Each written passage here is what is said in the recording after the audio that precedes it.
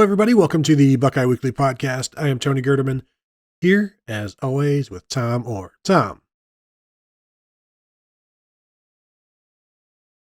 how's it going? But that's enough about me. Tony, how are you? I'm doing good. I had to throw in an extra long power pause, Tom, because I was on the Kevin Noon's live stream of the Malik Hartford commitment, and somebody said that the power pause on the last episode was very weak, and it wasn't even there. And so I figured I had to reassert my hosting dominance and pause for great effect. And so now I have won the podcast. I'm glad. I like the fact that the listeners are commenting on other people's podcasts or other people's live streams about our podcast. Like, you can't just contain it to our comments. No, it keeps spreading. It's no. I mean, by all means, like, don't do that to Mark. Don't do that to Bill. We really like and respect them. Kevin stuff, yeah, man. Like, fire away. Like, ask for pizza recipes in there. Whatever you want to do, man. Go get it. Also, the Cleveland.com guys, go after those people. Take them down. Take Doug and Steven and Nathan down. Take them down. Let them know. Yeah, just take Doug down. I have nothing to say that's not going to get me in trouble, so we're just going to move on. Oh, Tom, you know that. You had that written in the show. So as I mentioned, the Buckeyes got a commitment from 4-star safety Malik Hartford out of Lakota West, and a really intriguing prospect. I know Bill and Mark dropped a Gives in the Bank about the commitment, what they like about him, so you can check that out, and they'll give you their scouting breakdown. But I think for me and you, normal people, you look at a guy and he's like 6'3", 175, 180 pounds, playing free safety, and there's plenty to like there. You watch his highlights, and yeah, he looks like he's a legit 6'2.5" at least, and can cover a lot of ground. Is under control, but can be physical and can attack the line of scrimmage when need be. And I think the most amazing thing, Tom, is he had 6 blocked kicks last year, and that was placements, that was punts. And he really, really embraces the special teams aspect of things and how that can derail an opponent. The whole 80%, 90% of the time you block a punt, you win or whatever. Like, he embraces that. And this is almost a prototype safety in today's game, but a throwback in terms of his love of special teams. Well, the love of special teams is one of those things that really sort of stands out to me. There's a couple things about him, like, sort of like soft factor off the field kind of stuff about him that jumps out. He talked about on the announcement today that his GPA was a 4.2, which, considering that in many places the best you can get is a 4.0, it's like, that sounds good. Is that possible? Is that like giving 110%? Like, how did you do that exactly? And the answer was he was taking classes at a higher grade level, and you get some extra GPA points for that.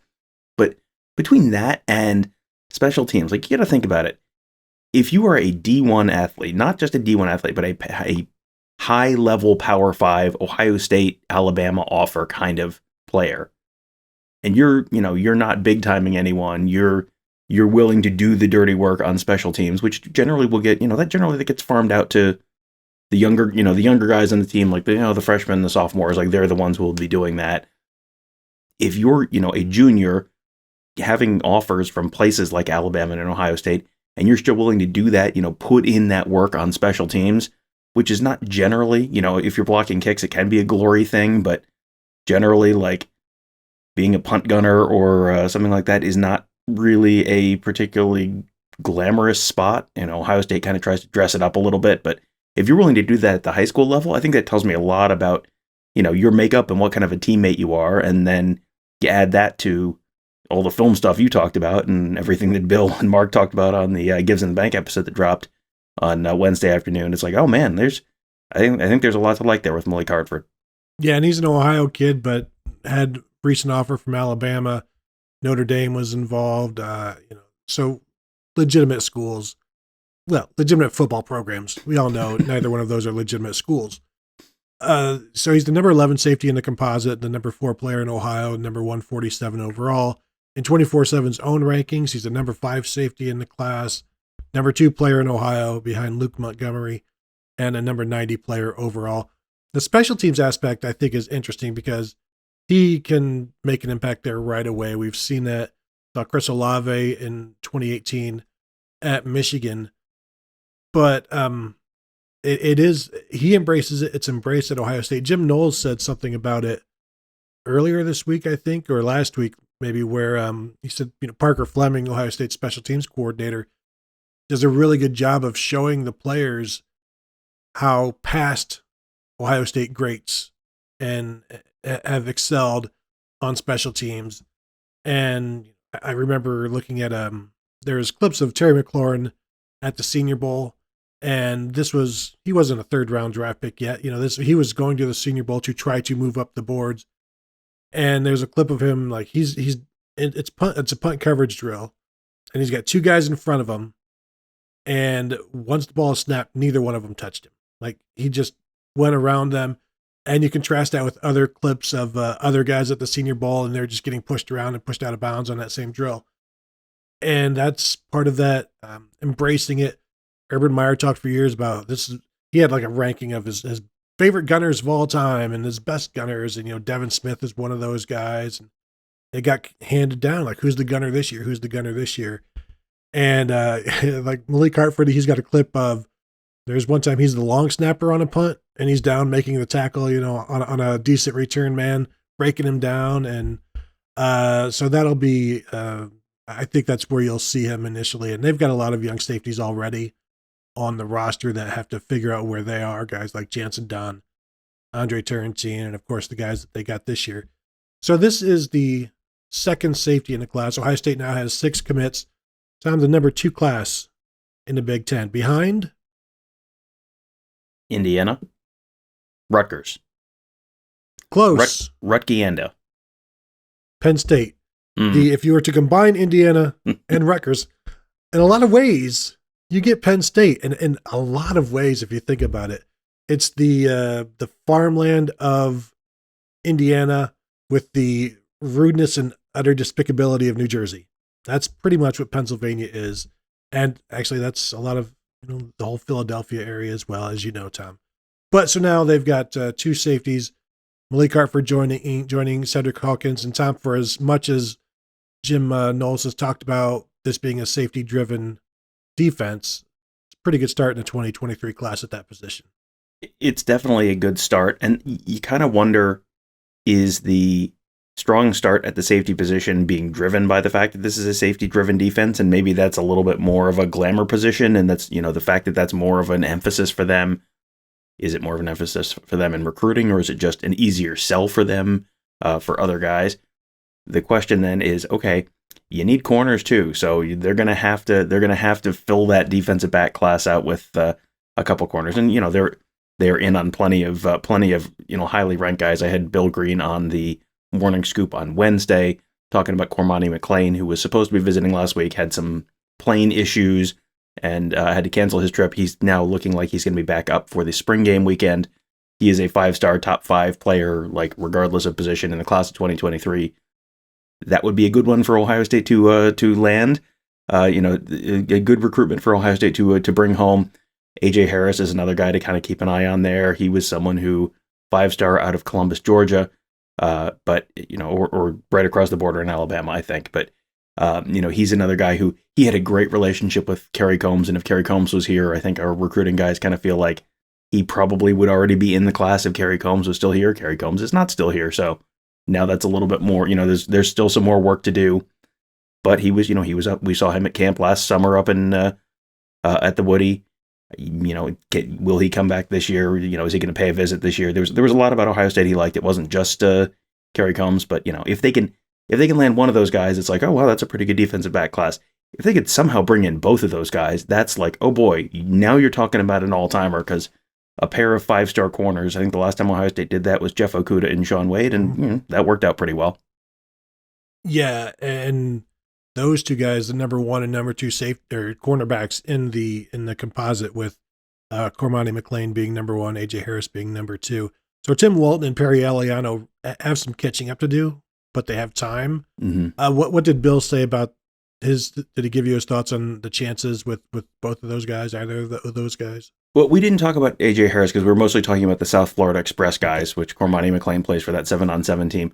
I mean, I think Bill still thinks they're very much in the running. It's not. I don't think he has him like in the class, but I think he feels like Ohio State's got better than a puncher's chance there to bring that one home, and it's just kind of get him up on campus. And as you have heard all of our recruiting guys say at some point or another, when Ohio State knocks those visits out of the park, so you get him back on campus again. He's probably going to be back for an official at some point later on in the cycle. Ohio State has a lot to sell. Ohio State has a lot of, Ohio State can sell the development piece. Ohio State can sell the success on the field piece. Ohio State can sell the NIL piece. Ohio State can sell the academic piece. Like no matter what you're in, no matter what your interest is, you've got something that Ohio State can offer you that's pretty significant. You go back to like those NCAA video games, and it was like, what are you going to pitch the kid on, academics or location or whatever? And Ohio State kind of ticks all those boxes. So yeah, there's still work to do there, but I think Ohio State is definitely in the running. And again, you don't necessarily need to get both of them. If you do, great, but just one of those guys, they're the 2020 corners. We talked about those on the last show. The two guys, they're both gone now. So you got to kind of keep restocking that cupboard because this will be Cam Brown's last season. Denzel Burke, you kind of figure next year is probably his last year. And then J.K. Johnson and Jordan Hancock, all of a sudden, that could theoretically be their last year next year. So you got to keep restocking that cupboard. But I think, it sounds like they're in at least decent shape with both of those guys. I think what Buckeye fans should be concerned with, Tom, you talk about the old game where you make your pitches and what do the players want.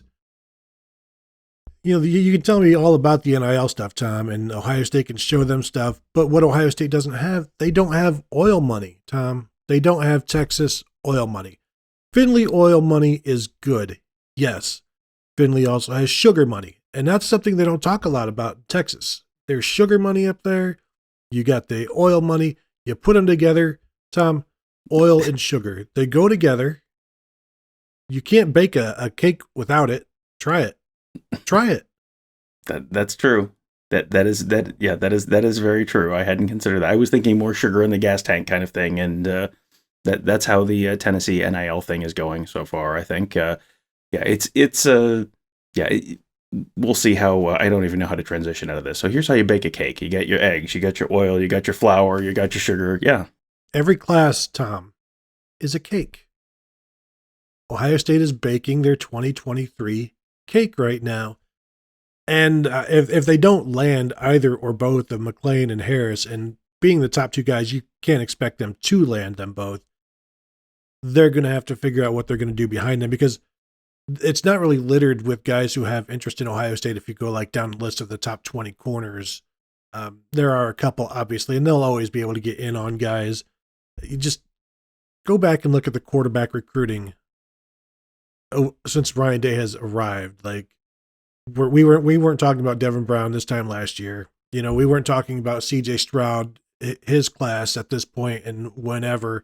Like CJ Stroud didn't really start becoming a thing until the summer, when the Buckeyes were out at the Elite 11, the Ohio State commits. Certainly weren't talking about Justin Fields at this point when, he was a Georgia Bulldog. So guys will appear and they'll go from there. Tom, I want to talk about the Buckeyes that spoke with the media on Wednesday, quarterbacks and linebackers. CJ Stroud is obviously, admittedly, very, very good. He is, and this it doesn't concern me, Tom. He's a football nerd. He loves football. He loves playing football. He loves talking about football. He loves studying football.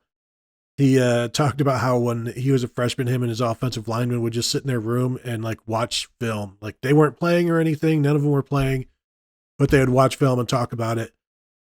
CJ Stroud likes to talk to the coaches about football, and whoever else will listen. He has the physical tools, the arm, whatever. It's the love of football and the love of everything else about it that really takes him to the next level, in my opinion, along with the vision and the football stuff, the tangibles, but the intangibles of I would like to go study some more. I would like to go watch some more film if you don't mind. Can we please finish up this interview? Yeah, and this is the difference between the quarterbacks who make it and the quarterbacks who are Todd Marinovich, or the quarterbacks who are, Johnny Manziel once he got to the NFL. Like, you can have the talent, you can have the arm, you can have the agility, all that kind of stuff.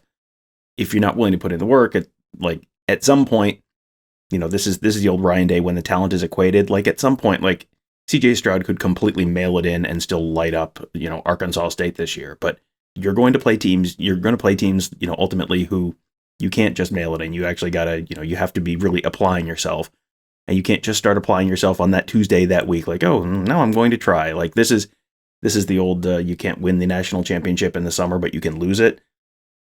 If you're putting in the work right now, you're doing what you need to do. You're not going to lose it. You're going to put yourself in a position for success. But, it makes sense. Like, I think this is just kind of how he's wired.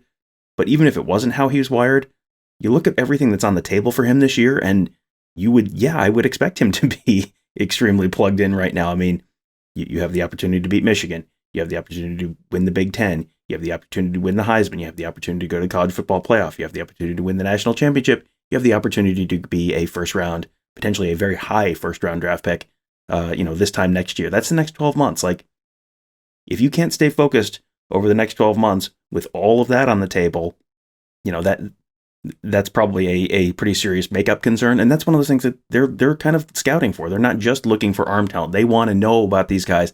They want to know about their families. They want to know about their makeup. They want to know about their practice habits, all that stuff. They figure that stuff out long before those guys show up, so you don't get any unpleasant surprises.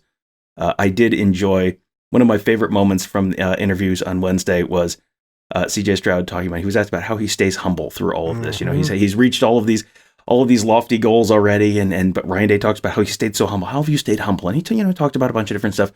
But then he said, I'm the youngest of 5 siblings. And, my siblings are basically, if you have siblings, your siblings will keep you in line. Your siblings are, you can be as great as you want, as great as you want to be. Once you go home and you're back, back home, and you're surrounded by your siblings, like the trash talk does not stop. Everyone will let you know, don't worry, you still stink. You're still awful. He said his sister calls him a big moose, which I really liked. I'm not sure if that's going to stick as a nickname, but I did like that as as potentially a on second, AP style on second reference, you may refer to CJ Stroud as a big moose. I like that one a lot, but yeah, it's that's what they're looking for. They're looking for families that are supportive, and families who are guys from like good solid family backgrounds. Like, that's something that they sort of look for during that recruiting process, just like they look for the makeup in terms of practice habits and that kind of stuff. And so it is not an accident that Ryan Day keeps getting quarterbacks who are willing to put in the work behind the scenes. I would like when CJ Stroud comes out for the post-game interviews after the spring game, maybe if a bunch of people just went like, big moose. Like, now anytime he enters the room, just give him that. Or if the entire crowd were to do that during the spring game. People are like, why are they booing CJ Stroud? I don't understand. As the third child of 3, I understand the humility that gets placed upon you. Unfortunately, being the third, I was still the baby. And if there's only 3 kids, the parents still care about the baby. Like, after about 4 or 5, at that point, you got to figure, like, the baby is on his own. There's really nothing special about being the baby anymore. That just means you're the weakest. And so you really have to toughen up.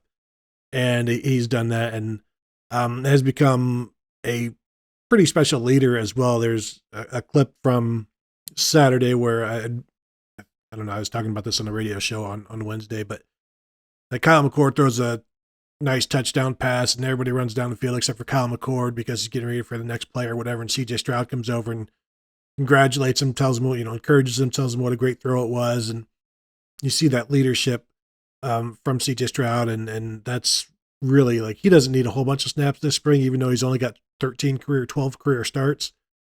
Like, having everybody see him and experience him as that leader is only going to make things better. He did say that he feels the game better. He's always had like a good football mind, but his vision and his processing has improved. I thought it was interesting. He talked about, he keeps getting asked about his throw, the last touchdown pass in the Rose Bowl to Jackson Smith-Njigba, and how they'd had that play. They practiced it like the first day of camp or whatever, just never able to call it. To give you an idea of the processing and how the game is slowed down for him, he said that because if you watch it, you see him, he's looking over at Jackson Smith-Njigba, then he looks back over to the other side, and then goes back and throws it to Jackson Smith-Njigba. And when he was talking about the throw and he broke it down, he's like, I looked over at Jackson, then I kind of forgot about him. And then he went back over there. Just like me on the last show. So, yes. But that tells you how slow things move for him mentally when he can look at one guy, go look at the other, and then be like, oh yeah, let me go back over here. Whereas any normal quarterback, you really, any normal human, you're looking in like, I don't see anything and now I'm dead. And he's just, everything is like, I don't want to say Neo like from the Matrix, but I think he might be Neo from the Matrix. Yeah, it was funny listening to him talk about that compared to Devin Brown, who's, the true freshman coming in and talking about like, wow, these guys are coming at me really fast and like they are real big. And it's like, oh man.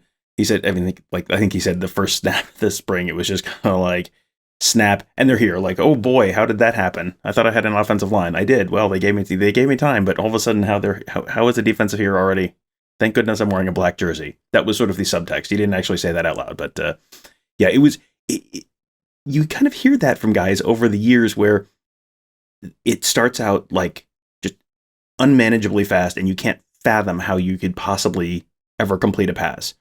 And then, usually the second year is when guys really have that game sort of slow down. You hear guys talk about the game slowing down for them, where all of a sudden, okay, now you can see things a little better.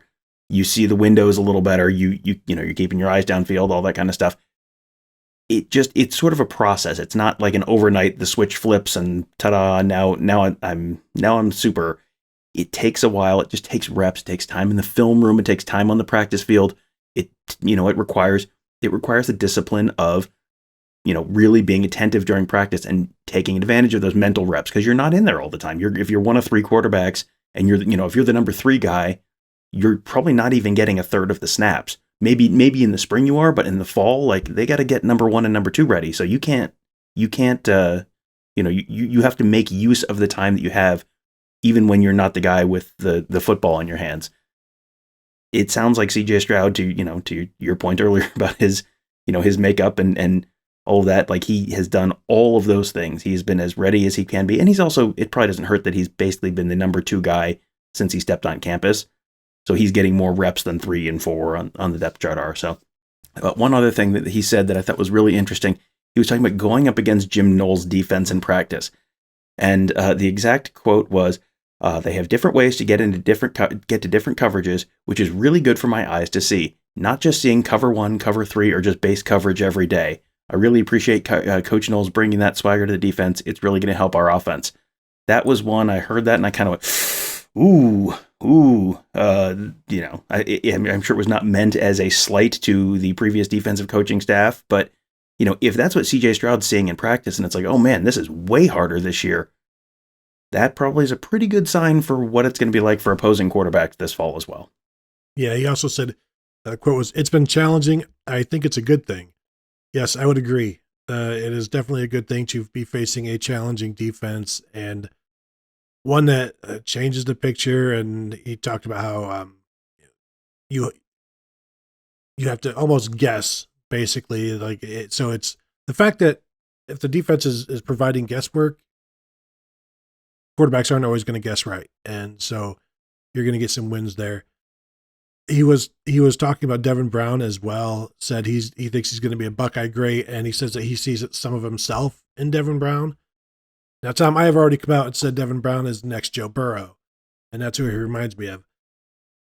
CJ Stroud trying to, I don't want to say shoehorn himself into what is going to be Devin Brown's legacy at Ohio State by trying to remind people like, he reminds me of me. And I will give him credit for at least doing it now before Devin Brown wins 2 Heismans. And then he can be like, that Devin Brown reminds me of me. And He reminds me of Ron Paulus.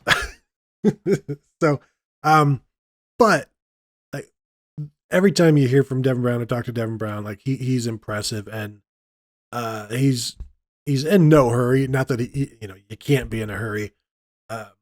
Even Kyle McCord last year, like I think got to that Akron game in the right time, like right in time with where he was, where he needed to be in order to start that game. And they've got this path for these quarterbacks now. And Kyle McCord mentioned it basically like it's not a marathon, or it's a marathon, it's not a sprint. Like he wasn't looking to leave after last year, dealing with everything, wasn't looking to leave this year because he's going to be the backup again. It's not an assembly line, but you can see the path where CJ Stroud comes in, starts as a redshirt freshman, starts as a redshirt sophomore, can decide to leave, will likely leave with his 2 years of starting. Then you've got Kyle McCord, who will likely start as a redshirt sophomore, can decide to leave or can come back. And if you leave, you can be like a Dwayne Haskins and be the 15th pick or whatever. If you come back, you can work yourself into the first pick. And then say Kyle McCord starts for 2 years, then you've got Devin Brown who comes in as the redshirt sophomore with that same path where I can have a great season and go pro, or I can stay for 2 years of starting and increase my draft stock even more. And then it's the more that happens and quarterbacks see like, I may be here, I may not start until my 3rd year. I'm just going to have to, that's how it goes. And so I think that provides a level of expectation, a proper level of expectation, rather than being a guy who, like Quinn Ewers, I'm going to skip my senior year, and if I don't get a play, I'm going to leave. That's there needs to be some realism, and right now the way the Buckeyes are staggering the quarterback situation, I think you're going to see some of that realism, even though the results are pretty unrealistic considering that this isn't normal. Well, you said it's not an assembly line. Let's go back to your baking analogy from earlier, Tony. This is one of the cookie dough. The quarterback position at Ohio State is kind of like one of those cookie doughs. I think it's like sugar cookies, the Christmas cookies, sugar cookies, where, it helps if you chill the dough overnight. So it's like, okay, you got to get all the ingredients in your bowl your first year, okay? Get everything together. Then you can, take 1 year and sit and let everything sort of set and get a little bit more. Get a little bit more up to speed, and you're probably taking more snaps. You're probably, getting more, garbage time snaps. You're probably, you're the next man up. And then that 3rd year, like, ta-da, in the oven, done, delicious. Then they frost them. I guess that would be the combine. It was when they get frosted, or the sprinkles or whatever. And then, ta-da, you get eaten at the draft. I think, does Roger Goodell eat the players? I'm not sure. It doesn't matter. The analogy may have gone a little off track there. It's all right. But yeah, the expectation is, I think, the key piece of that. If you can sell, this is the culture of the room. You're going to come in, you're going to, probably sit a year, be the 3rd string guy your first year. And then you can, and then you're going to be the 2nd string guy, or maybe you're the 2nd string guy the first year, whatever it is. And then, you're going to have a year or two, you're going to learn the system, you're going to learn from the guys ahead of you. And then when they are, when they're Heisman finalists and off to the NFL, then it's the next guy's turn. There are going to be guys who buy into that, and there are guys who don't buy into that. And, that's another thing where, honesty in recruiting is going to be a huge part of keeping those guys around. And, if they're coming in with the expectation that this is how this is going to go, then it's not a huge shock when, I'm sure everyone comes in going, well, but I'm so great, I probably could win the starting job. Like, that's just sort of the mentality of everyone at this level of performance, right? But, if that's just sort of a small part in the back of your mind, and you're being told, here's what's going to happen, here's what the plan is for you, and you kind of sign off on that plan by committing and signing with the team, then I think that sets you up to maybe stop the turnstile of, quarterbacks constantly hitting the transfer portal. Because Kyle McCord was, he was asked about it like 3 different times during the interviews on Wednesday. Like, well, everyone was talking about you transferred. Why didn't you transfer? And he said, you have to kind of take the long view here. You have to sort of understand, like, just because I didn't start my freshman year, I'm not going to hit the transfer portal, because I believe in Ryan Day. I believe in Corey Dennis. Talked about Todd Fitch. You've got all these guys working for you. You've got this incredible stable of wide receivers. If you're going to get developed, and Ryan Day is starting to build that track record of, like, look, all these guys are first round picks. If you're a quarterback for me, you're going to be a first round pick. You're going to stick around. You're going to put in the time. If you find the guys who are willing to do that, that becomes much more of a sustainable model moving forward, because this, that quarterback position is tricky right now, and balancing the numbers and all that kind of stuff. That may be, if you can find guys who are willing to do it, that maybe kind of solves that problem. Yeah, Kyle McCord saw more value in being developed by Ryan Day and then starting, rather than just going somewhere else and starting as a redshirt freshman and hopefully being developed over the course of the next 2 or 3 years. And I think that's part of the process of landing more guys and keeping them longer, when they see the value of what is going to be now 3 straight first-round draft picks at quarterback. Todd, the last thing I want to mention kind of goes along with what you're talking about with CJ Stroud being impressed by the defense. Steele Chambers said that you can see sometimes confusion on the faces of the offense. And then, like, the next line was something like, which is pretty good considering we are also confused on defense by what we're doing. So just imagine how good things can get when the defense actually knows what they're doing. But he did say this defense is a breath of fresh air. It's fun to do something new, is something else he also said. And so he is obviously liking the defense. Said last year that he doubted himself because obviously it was new. So now he's much more confident, and which has made him faster. Looking back at last year, he said he cringes at it. And I guess they rewatched some of the Michigan game recently, and that did not go well for the defense. Probably didn't go well for the offense either. Yeah, that you get the sense that I think he said that he hadn't rewatched that game since it happened. And so that may have been one of those kind of like burn the film things after the game last year to kind of get them focused on the Rose Bowl and get everyone mentally focused on that instead of wallowing in the Michigan game. But you kind of gotta look at it. You got to address some of the issues. He said he what they call the team up north period, which they do kind of every day, where it's just generally it's some kind of exercise, and it's like they take the number of days before the Michigan game and will do whatever exercise that many times. 233 on Thursday this week. So just in case you're keeping count, you can always find that number on the beginning of every Morning Scoop episode. You're welcome. Sorry if you have to do 233 push-ups or something. That seems like a lot. But I think you get the sense that that's going to be sort of a renewed focus this year, and a little bit of a different focus where it's no longer a given this year that they're going to beat Michigan because they just beat Michigan every year unless they don't play. I think that's going to be, that's probably not a big surprise that that's going to be a renewed focus this year. But yeah, it was that was interesting to me that he had not gone back and watched it, and to do it now is like, ooh. I bet that was not, they talk, you'll hear a broadcast every once in a while talk about guys, a defender who quits on a play or something like that, talking about oh boy, he's not going to look, he's not going to like watching that in the film room on Monday. I don't think anyone on that Ohio State team is going to like what they see when they go back and watch that Michigan film, however many times it's been. That would be an interesting question. How many times have you gone back and rewatched the Michigan film? Because I would bet there are guys on that team that have done it 20 times and guys on that team that have not done it, unless they're like Clockwork Orange forced to. But, that would be an interesting question to ask some guys, because I bet there's a wide variety, a wide spectrum of answers on that one, just in terms of motivation and all of that. I asked Steele Chambers back at the Rose Bowl something about the Michigan game and like, well, how do you overcome it? How do you get past it? And like, he was just silent. He's like, I don't know. Like, it just, the thought process of dealing with this thing that you never thought could happen, which is probably why it did happen. And now you've got to deal with it.